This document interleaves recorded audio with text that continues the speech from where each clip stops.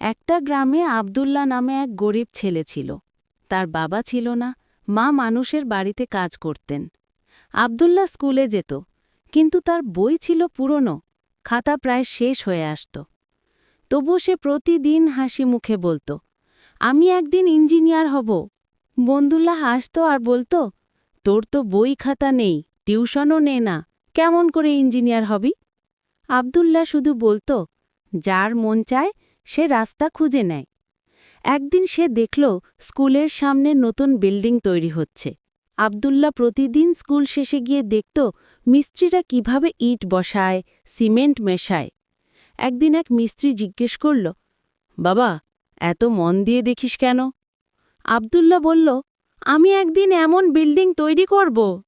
মিস্ত্রি হাসল, তাকে এক মুঠো ইট দিল, বলল, তাহলে এই ইটটা তো স্বপ্নের বিল্ডিংয়ের প্রথম ইট হিসেবে রাখ। সেই ইটটা আব্দুল্লাহ ঘরের কোণে রেখে দিল।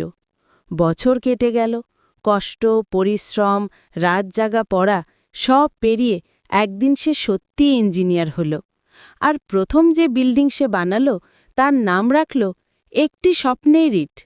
আমার চ্যানেলটি সাবস্ক্রাইব করে দিও বন্ধুরা, আর লাইক দিতে যেন ভুলো না।